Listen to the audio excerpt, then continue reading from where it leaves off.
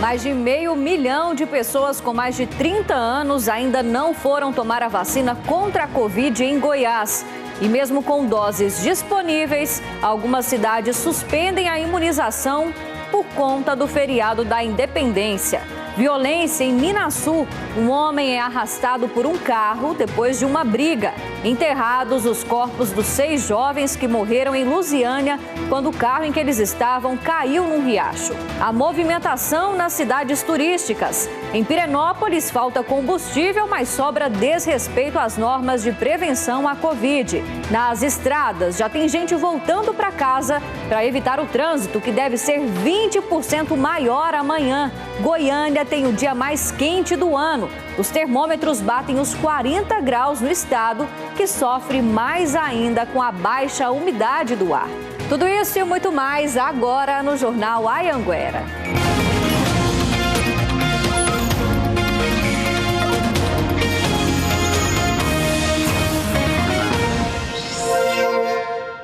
Olá, boa noite para você. Muito bem-vindo ao Jornal Anhanguera dessa segunda-feira, agora às 7h10. A gente começa falando de vacinação com a notícia boa e outra ruim, viu? A boa é que mais de 80% da população aqui de Goiás já receberam a primeira dose. Por outro lado, olha só que situação que está preocupante. Mais de 1 milhão de pessoas mais de meio milhão aí de pessoas acima de 30 anos que poderiam ter tomado a vacina não procuram os postos. Pior ainda, viu? 373 mil não voltaram para receber o reforço. O pré-feriado em Goiânia foi dia de vacinação. A procura pela vacina surpreendeu. A área 1 da PUC, que tinha doses de todos os laboratórios, ficou lotada. Assim como em outros lugares também que eu tenho visto, eu não aguardava essa superlotação. Pelo Sistema Oficial de Registro de Vacinas, 373 mil pessoas em todo o estado estão com a segunda dose em atraso. O Eduardo era um deles, mas tirou a tarde para resolver esse problema. Minha vacina já está atrasada, que era para dia 4, aí agora hoje é 6, né? Ainda deu uma atrasada ainda.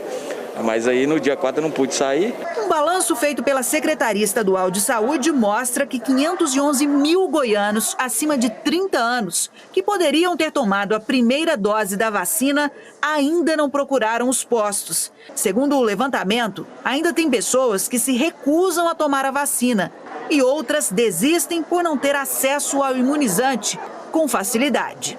A boa notícia é que quase 82% da população de Goiás com mais de 18 anos já receberam a primeira dose da vacina contra a Covid-19. Com isso, a estratégia de vacinação no estado muda um pouco. O principal foco agora é garantir que as pessoas completem o esquema vacinal com a segunda dose. Tanto que a maior parte das remessas que chega ao estado está sendo distribuída para os municípios fazerem um reforço. Já tem mais gente esperando a segunda do que esperando a primeira, se a gente for avaliar agora.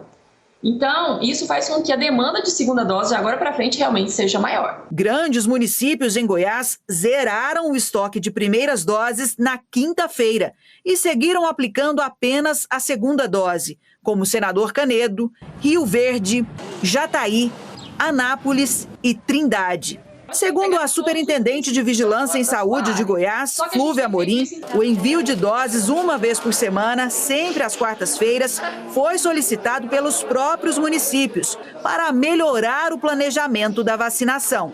Toda a nossa distribuição, as nossas estratégias são discutidas com todos os municípios. Não é uma decisão unilateral da SES. A gente tinha, por exemplo, uma remessa que chegava com 30 mil doses só, para eu distribuir para 246 municípios. Tinha município que recebia um frasco. Então, foi por isso que muitos municípios falaram, não, então junta mais para a gente poder receber mais de uma vez só e poder planejar melhor a vacinação. Municípios maiores, eles tendem a gastar mais rápido. Então, por isso que, havendo a necessidade, remessas extras podem ser encaminhadas. Nós questionamos a Secretaria de Saúde de Goiânia sobre a aglomeração registrada durante a vacinação na PUC, mas não tivemos nenhum retorno. Lembrando que Goiânia e Aparecida não terão vacinação de primeira e nem segunda doses amanhã por causa do feriado, viu? E ainda falando sobre vacinação, mesmo com doses disponíveis, algumas cidades do interior também, assim como Goiânia e Aparecida, não vão vacinar os moradores amanhã, viu? Por isso, ao vivo, a Manuela Messias chega com os detalhes pra gente dessas cidades, né? Boa noite pra você, Manu. Boa noite para você, Gabriela, para todo mundo também que acompanha a gente agora. Olha, aqui em Rio Verde não tem vacina para a primeira aplicação, então por isso a campanha contra a Covid-19 está suspensa, viu? O município só tem doses para a segunda aplicação. Em Anápolis, chegou hoje uma nova remessa com vacinas. Só que mesmo com doses, o município não vai fazer a aplicação dessa primeira dose amanhã no feriado. Essa campanha por lá só deve ser retomada na quarta-feira. Mesma situação em Itumbiara. Hoje não teve e amanhã também não terá vacinação contra a Covid-19. Essa campanha por lá deve ser retomada apenas também na quarta-feira. Em Catalão, gente, não tem vacina para essa campanha, viu? Então, por isso, a previsão é que lá em Catalão a campanha contra a Covid-19 seja retomada apenas na quinta-feira. E em Jataí também não vai ter vacinação durante o feriado. A cidade espera receber mais doses na quarta-feira. Então, por isso, por lá também não tem campanha para a primeira aplicação amanhã, Gabriela. Obrigada, então, pelas informações, viu, Manu? E em Minaçu, no norte do estado, um homem foi arrastado por um carro, viu? Isso foi depois de uma briga. Quem conta mais detalhes pra gente, então, é o Tiago Costa, de Porangatu, que vai explicar, então, como é que foi tudo isso. Boa noite, Tiago. Boa noite, Gabriela. Boa noite para todos que acompanham a gente. Segundo a Polícia Civil, que já acompanha o caso e ouviu os dois envolvidos nessa história, o homem que aparece arrastado pelo carro nas imagens, na verdade não é a vítima, ele é o autor das agressões. Para a gente conseguir entender melhor essa história, o homem arrastado foi até o bar que a ex-companheira estava com o motorista do carro lá em Minaçu.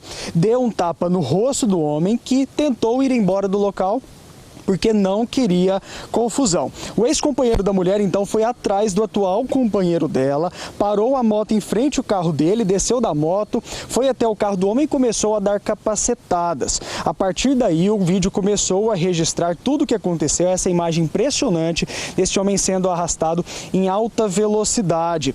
Ele teve apenas ferimentos leves e, segundo a Polícia Civil, ele deve responder por ameaça, dano ao veículo e lesão corporal. Se condenado, esse homem que aparece sendo arrastado nas imagens pode pegar de 3 até 4 anos de cadeia, viu, Gabriela?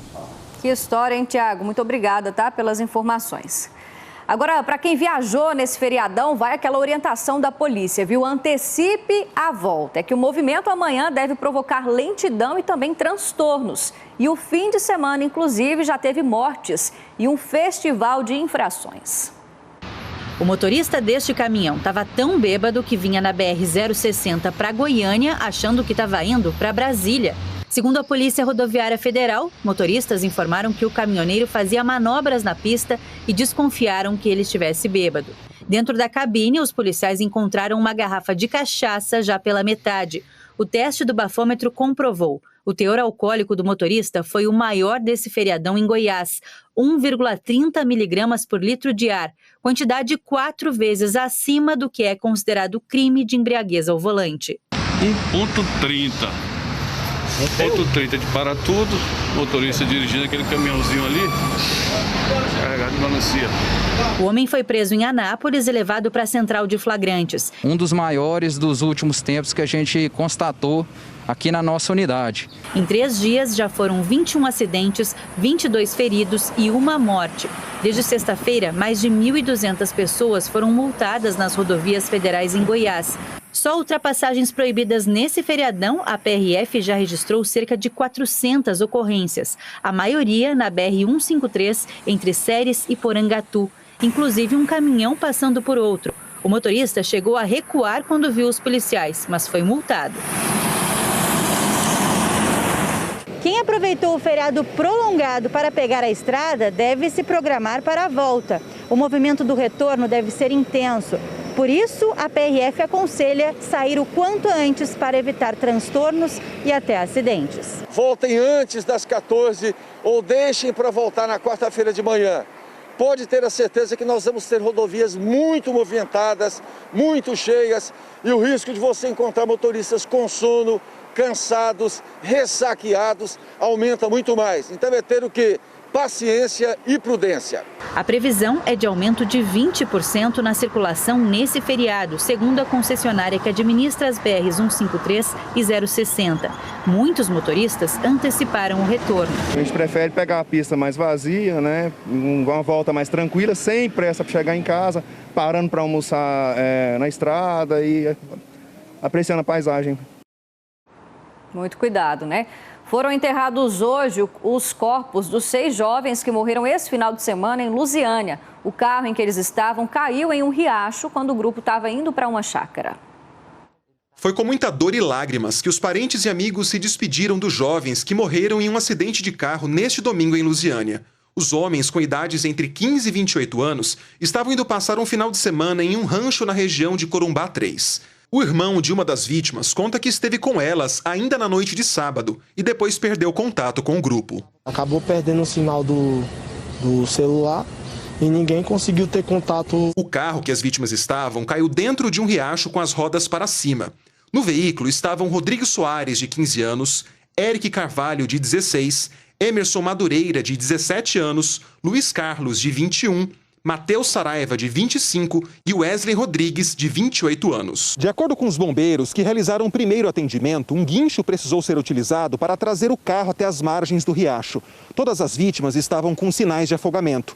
Agora, a polícia vai abrir diferentes linhas de investigação para esse caso. Desde uma culpa exclusiva do motorista, quanto a participação de um terceiro externo. A via ela não apresentava sinalização e logo antes da ponte havia uma curva levemente acentuada e sem bloqueio na lateral, o que de certa forma permitiria o acesso do veículo à água. Para quem é próximo das vítimas, ainda é muito cedo para acreditar em tudo o que aconteceu. Era para ser só mais um final de semana de curtição, todo mundo voltasse para casa, mas infelizmente aconteceu essa tragédia aí. Bom, o delegado falou sobre a sinalização, né? A gente procurou uma resposta e ainda não tivemos nenhum retorno da prefeitura sobre as condições da pista e também sobre a falta de sinalização. Na BR-158, no trecho entre Jataí e Caiapônia, os motoristas se arriscam aí na contramão e também nos acostamentos. Tudo isso na tentativa de desviar dos buracos. Também falta sinalização na rodovia. 1, 2, 3 veículos se arriscam na contramão para desviar dos buracos. Parte da BR-158 entre Jataí e Caiapônia está assim, cheia de buracos e sem sinalização. Essa carreta teve dificuldades para passar por esse local.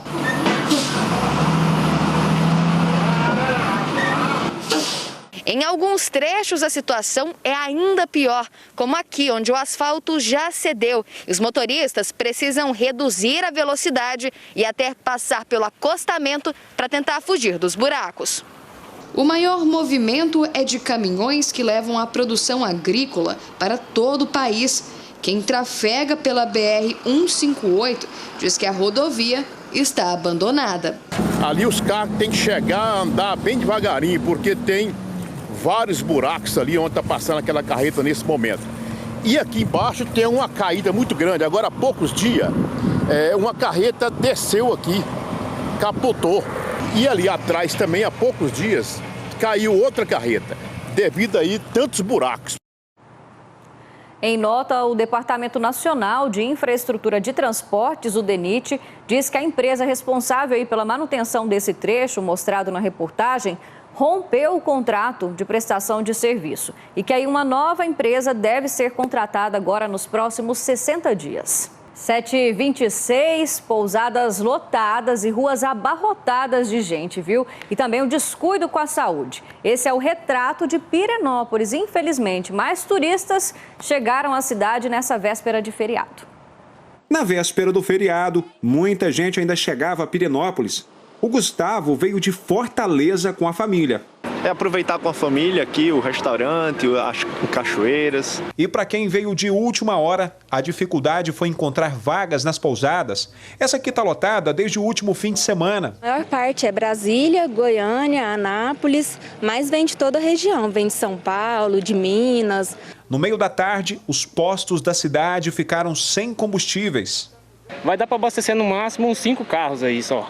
Esse posto ainda tinha um restinho de gasolina e muita gente esperava para abastecer. Para garantir, a gente já vai para a fila para não ficar de a pé, né? Peri tem mais de 20 mil habitantes, mas em dias de feriado e aos fins de semana, o número de pessoas dentro da cidade praticamente dobra.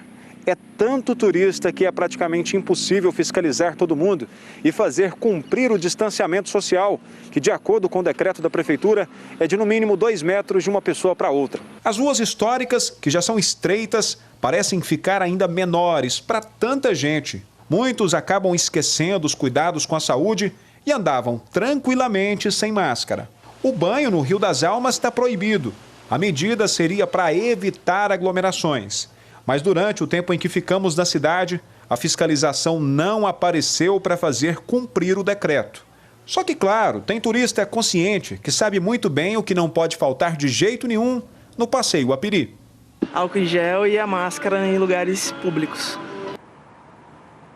Nós pedimos uma resposta aí, um representante da prefeitura para falar sobre todos os descumprimentos de medidas sanitárias em Pirenópolis, mas esse nosso pedido não foi atendido. Assim como também um pedido de nota sobre tudo que a gente mostrou aí na reportagem. Então, os turistas têm que continuar se cuidando, pensar neles e também quem mora lá na cidade, A gente tem que ter muito cuidado. E olha, como era de se esperar aí, com o feriado prolongado, Caldas Novas também está recebendo muitos turistas, viu? A prefeitura flexibilizou as regras. Agora a taxa de ocupação permitida dos hotéis e clubes subiu para 75%. Com um calor de 36 graus, só mesmo piscina para se refrescar em Caldas Novas. E tem gente que veio de longe, como a dona Dora, de Piracicaba, no interior de São Paulo. A aposentada esperou tomar as 2 doses da vacina para poder viajar. Estou gostando. Pretende muito voltar? bom. Como é que tá? Pretendo. A Maria Eduarda escolheu a cidade das Águas Quentes para comemorar o aniversário de 15 anos. Aproveitando bastante, é bem gostoso. Nas ruas da cidade, movimento intenso dos ônibus de excursões, trazendo idosos e famílias inteiras. Depois de precisar voltar atrás, Caldas Novas publicou um novo decreto com flexibilizações. Uma delas é a taxa de ocupação em clubes e hotéis do município nesse feriado. Agora, o limite máximo é de 75%. O nosso centro de atendimento e triagem da Covid reduziu em 50% a sua ocupação. E em vista disso, a gente pôde fazer uma flexibilização mais moderada ainda, não 100%. Nos clubes e hotéis, os cuidados com o coronavírus continuam, como o uso de álcool e também as frequentes desinfecções. Mas fora deles, muita gente continuou não respeitando as regras. Nesse final de semana, centenas de pessoas se aglomeraram numa festa numa chácara perto de Caldas. Um show de rock num bar da cidade também acabou em aglomeração. E a polícia precisou dispersar grupos que estavam em lanchas no pier do Lago Corumbá, já que o decreto municipal proíbe festas no local. A Prefeitura de Caldas Novas disse que a festa na chácara tinha permissão para receber até 300 pessoas, mas que ficou claro que o limite não foi respeitado. O Departamento de Vigilância pediu respostas para os organizadores e eles podem ser autuados. As outras aglomerações que a gente mostrou aí vão ser averiguadas, viu? E a Prefeitura pede que os turistas e moradores sigam aquelas medidas sanitárias que a gente sempre fala. E em Caldas Novas, gente, um redemoinho pegou de surpresa os moradores do bairro Portal das Águas Quentes 2. E até a equipe dos bombeiros, viu, que combatiu um incêndio ali na área. Uma equipe do Corpo de Bombeiros já estava no local para atender ao chamado quando começou uma rajada de vento que deu forma a um grande redemoinho. Não houve tempo nem para manobrar a viatura, que teve que se afastar de ré do ponto do incêndio. Os moradores tentam fugir do local apavorados. A rajada faz o fogo varrer a estrada. Rapidamente, as chamas passam para o lado oposto e se espalham pelo mato. O incêndio chegou muito perto das casas. O fogo descontrolado fez o Corpo de Bombeiros isolar toda a área e pedir para os moradores que deixassem suas casas para evitar que o pior acontecesse. Depois de muito trabalho, as equipes conseguiram apagar o fogo e impedir que as chamas destruíssem as casas da região e chegassem até o Parque Estadual da Serra de Caldas Novas. Para quem acha que apagar fogo é fácil. Incrível, né, gente? A semana começou com os termômetros de rua marcando 46 graus em algumas cidades aqui do estado. É até difícil de acreditar, né? Essa temperatura aí, ela não é oficial, mas reflete um pouco esse calorão que tem castigado os goianos. Aqui na capital, teve hoje o dia mais quente do ano. 6h25 da manhã e o sol começava o dia assim, com irradiantes 18 graus em Goiânia. Era realmente um esquenta para o que estava por vir. O asfalto ferve nesses dias na selva de pedras. Nesta época, nem a cidade arborizada consegue amenizar a onda de calor. Mas uma sombrinha pode ajudar a esperar o sinal abrir. Essa é uma cena que se tornou muito comum na terra do calor. Tá quente demais, né? Tá dando 40 graus mais, né? Tá bem quente, tá bem quente. Bastante quente. Rapaz, eu moro 47 anos em Goiânia. Para mim, é a época mais quente de todos os tempos que eu tô aqui em Goiânia. Tá terrível. A Daniela, que estava visitando parentes em Jussara, a 225 quilômetros de Goiânia, levou um susto com a temperatura da cidade. Já tem um tempo que eu tô morando em Goiânia, né? E já tinha alguns dias que eu não ia em Jussara. E eu realmente estranhei o calor. Mesmo na sombra, com o mormaço, a gente queimou tudo. Então, eu fiquei realmente assustado. Já em Britânia, a 320 quilômetros da capital, não era nem 1h da tarde e o termômetro assustou o morador. Isso daí, 46 graus. Em Goiânia, no painel do carro, quase 40 graus. E por volta de 2h30 da tarde, esse termômetro registrou